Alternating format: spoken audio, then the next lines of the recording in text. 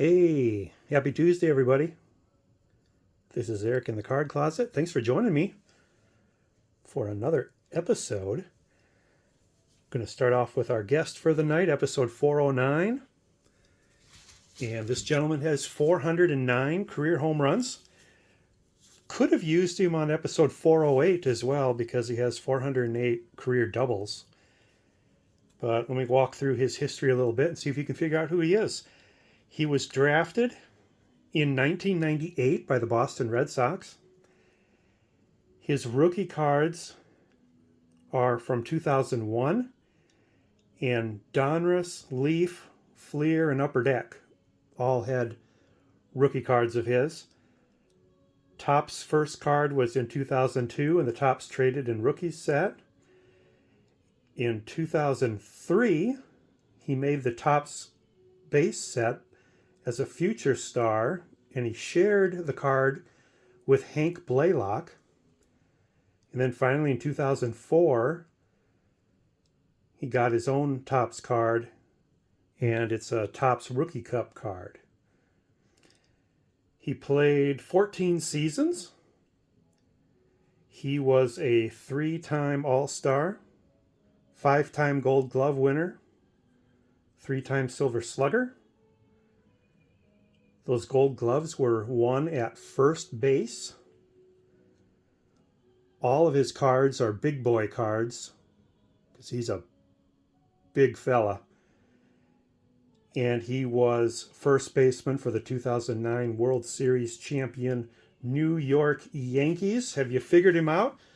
His nickname is Tex, and his name kind of looks like Tex. You got it. Mark Teixeira. And here's that 2004 Topps Rookie Cup card.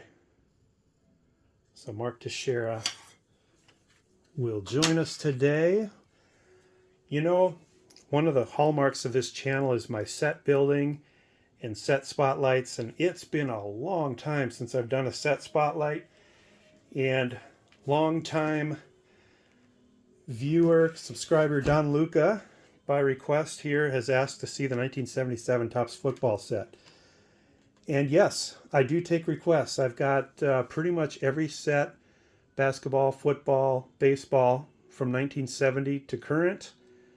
The only sets I'm missing are the star sets from basketball in the mid-'80s. They are not complete yet. So let's dive in. 1977 Topps football, 528 card set. Starts off with the playoff cards and the record breaker cards. So we got the Raiders winning the Super Bowl, and we've got Raiders beating Pittsburgh in the championship game, Vikings beating the Rams in the NFC championship game, and then some record breaker cards. Here's one commemorating O.J. Simpson's rushing game record, which was broke later by Walter Payton, I believe. Fran Tarkenton setting the all-time yardage passing mark. I think he beat Johnny Unitas for that, if I recall. And then Jim Zorn setting the rookie passing record, which was passed or broken a number of times since then. So I sort my sets by team because I think this really makes a nice display when you see this uniformity across the page. So these were the Baltimore Colts at that time. And some of the better players here: John Dutton, South Dakota great. John Dutton from Rapid City, South Dakota. Here is that Burt Jones, who was having a great career at this point. Hadn't gotten hurt yet. One thing they did in 1977 was these 1,000-yarder emblems, and I absolutely love those. So after the Colts, we have the Bills. And I should mention these checklists.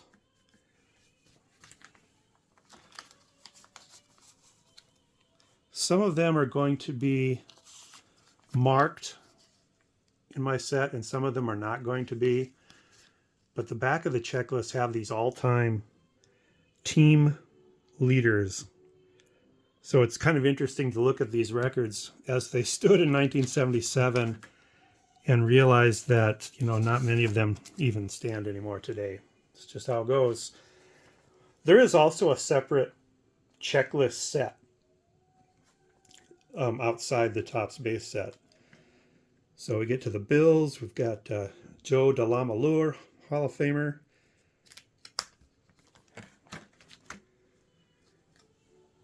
O.J. Simpson. The O.J. Simpson card is the 5th most valuable card in the set.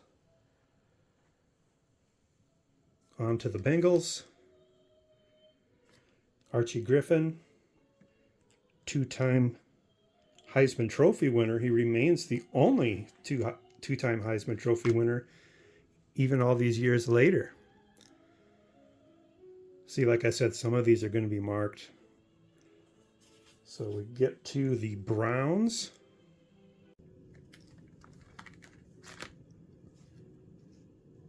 Overall, I am a fan of this 1977 design. I wish some of the poses were a little bit more realistic and not so, staged, kind of awkward almost.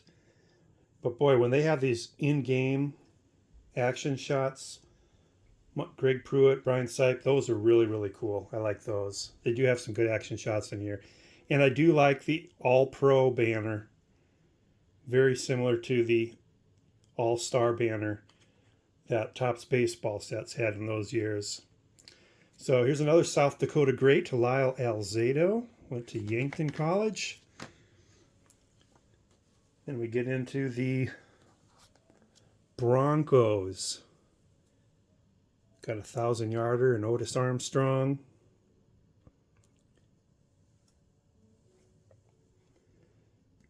Hey kids, these are the Houston Oilers.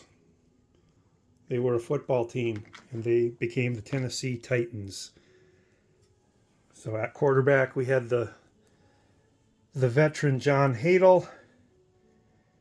And what he's lacking in here, young up-and-comer Dan Pastorini more than makes up for it. We get to the Chiefs. We got the Norwegian here, Jan Stenerud. Then we get into the Dolphins.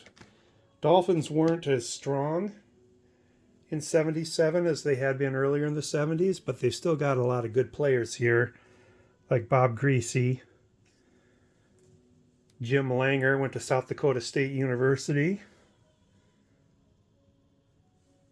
And other Dolphins here.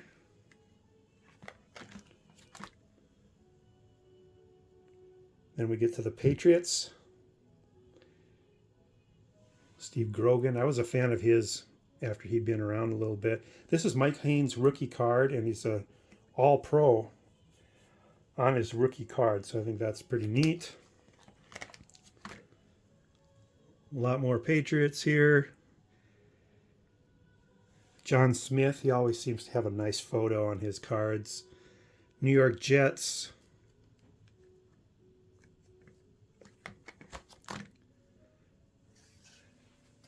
See what I mean about these poses? Some of these guys, not sure what they were asked to do there. But Richard Todd, he was a good quarterback for several years for the Jets. Then we get to the world champion Raiders. Got Fred Biletnikoff, Cliff Branch. This is Dave Casper's rookie, I believe. Here's Ray Guy, who's elected into the Hall of Fame. This was a pretty good team here. John Matuzak, Art Shell, Otis Sistrunk, quarterback Ken Stabler. Love that picture of him stepping up over center, taking a quick glance at what the defense is giving him. Mark Van Egan, it's his rookie card. Gene Upshaw. And then we get to the good guys, the Steelers. And the Steelers had 2 1,000-yard rushers on their team. Got a lot of Hall of Famers here. Mel Blount. I believe 77, 78, that was about the time of the Mel Blount rule. Terry Bradshaw.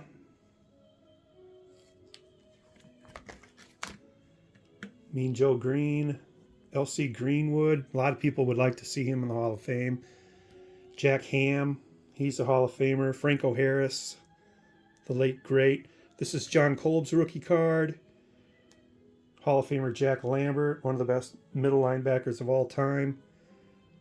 Lynn Swann. You don't see Lynn Swann in a lot of top sets like we've talked about before.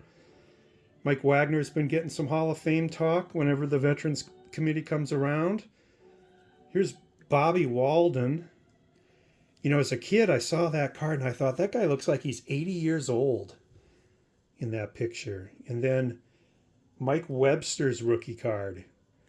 So in football, you know, if you're a lineman or one of these quote unquote unskilled positions, you're not guaranteed a card every year. So you get these rookie cards of players and they're on their third, fourth, fifth season, and then they finally get a rookie card.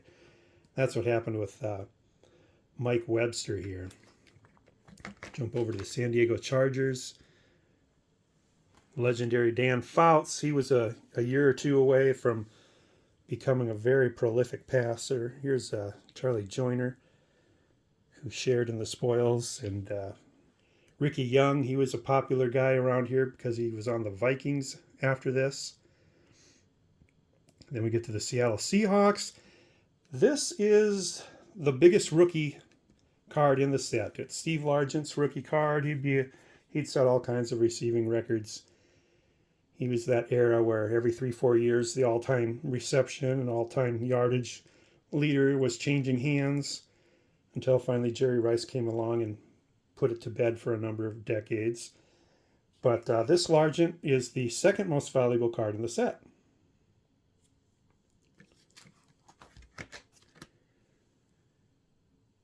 Jim Zorn, the rookie who set the yardage passing record for rookies. And then we get to the leader cards. We got the passing leaders, James Harris and Ken Stabler. Rushing leaders, there's two big names, Walter Payton, O.J. Simpson. Receiving leaders, a couple lesser known people, Drew Pearson and MacArthur Lane. And we got kickers, punters, interceptions. Then we get to the NFC. Steve Bartkowski.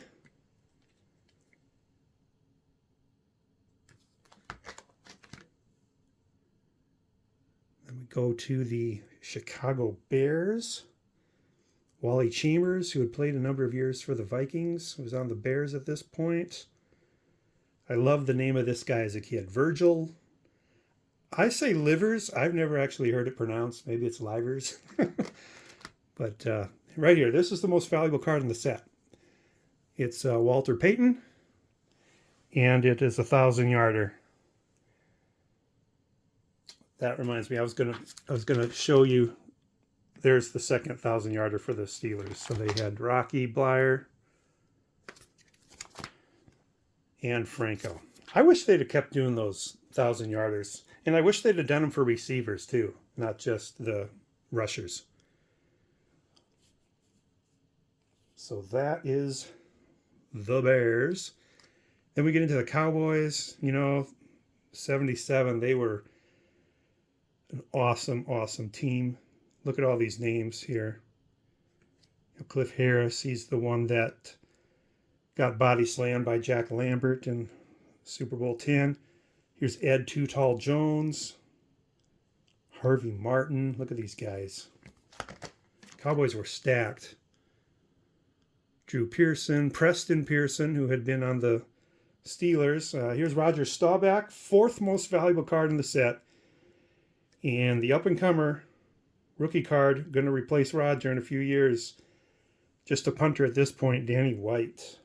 And then Randy White. Man, he was good. We get to the Lions.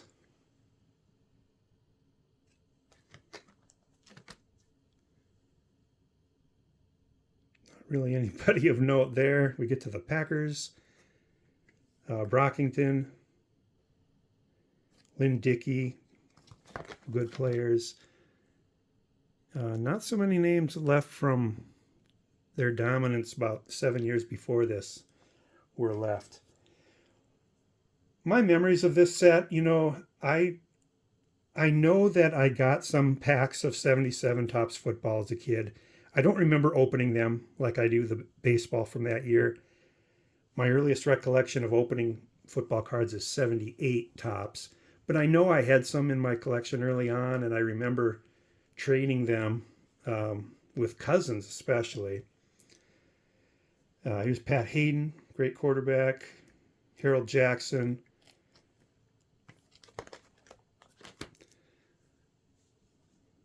Rams were pretty good too. Here's a Lawrence McCutcheon 1,000-yarder. And Jack Youngblood, Hacksaw.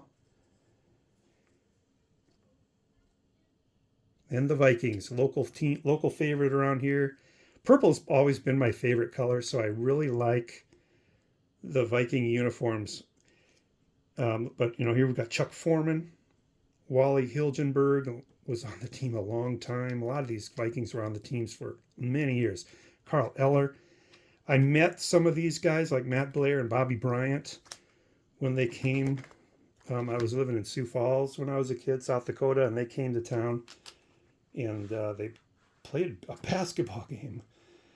And got to meet all of them after the game. Paul Krause, all-time interception leader. Jim Marshall, man, he was there for years and years and years. So is Alan Page. Here's Ahmad Rashad. Just, this is why I like to do them in teams. Just look at the purple across this right here. Just a beautiful color of purple in their uniforms, I believe. And just to have them all together like this. If I was sorting this numerically, it'd just be random team order. So really like those. One of my favorite Fran Tarkenton cards right here.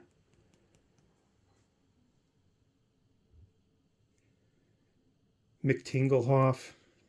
He was on the Vikings a long, long time. I don't know if I told this story before, but Dick Butkus, who passed away fairly recently, would line up over center when Mick Tingelhoff was the center for the Vikings, and Mick Tingelhoff accused him of being dirty in a lot of ways.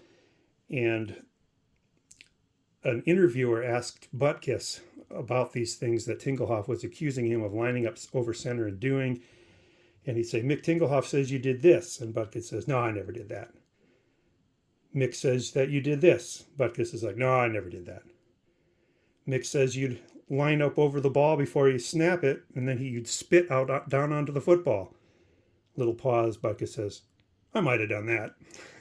I just loved that. I crack up when I saw that. Sammy White, Ron Yeri, a lot of all pros. And that purple fits in good with the theme of the page too. Here come the Saints. And here come the Giants. Larry Zonka went from the Dolphins to the Giants. One thing you're probably noticing too is there's a lot of cards for each team, and that's because it is a 528 card set, which is pretty decent size for that era. But there were so many fewer teams back then that meant that there were more cards per team.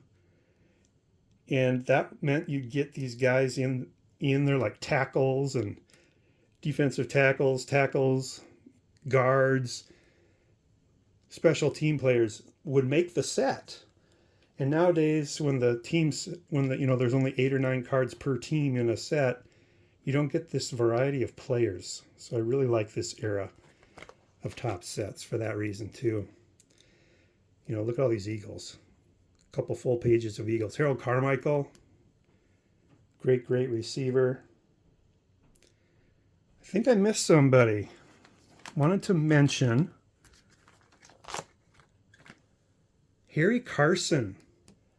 This is the 3rd most valuable card in the set. Harry Carson's rookie card. Just wanted to call that out. And then after the Eagles, we get to the St. Louis Cardinals. Look at the beard on Tom Banks. Looks like Grizzly Adams there. Just came out of the woods. Conrad Dobler, one of the dirtiest players of all time, was in a lot of commercials after he retired. Here's Jim Hart, guy who played forever, but he looks a little younger here than in his later cards. Roger Worley, Pat Tilley, these are big names from the 70s. John Zook, who would go on to coach at Florida. Big, strong guy, and he would, even as a 40-some-year-old, he would take on his team that he was coaching. He'd take them on in the weight room, and he'd beat them. Even when he was older, he was still super strong. Here's Jim Plunkett. Did you remember Jim Plunkett played for the 49ers? Here's Delvin Williams, 1,000-yarder. He would do that again for another team. You remember what team it is? A couple years later. And then the Buccaneers, brand new team this year, just like Seattle was. And then we get to Washington. Very established team at this point. As a kid, I always liked this Chris Hamburger card. I always thought of Hamburger. Ken Houston was a good player. Kind of winding down here, Bill Kilmer. He played a long career. He was an early Mark Mosley. He would, 8 years later, something like that, he'd set the all-time kicking record for points in a season. And then here's a young Joe Theismann card. Kind of that transition from Bill Kilmer to Joe Theismann. And then the checklist cards. You can see that the back of the cards is a nice pink color. And so that is the 77 Topps football set. I like the design. I like the flag up there with the position and the player and a nice big photo frame. And one of my favorite sets from the 70s, to be honest with you. I really like it. So let me know in the comments what you think of the 1977 Topps football set. Who are your favorite players? Do you like the way I sort them by team rather than by number order? Let me know what you think. Thanks everybody for watching, and we will talk to you again soon. Take care.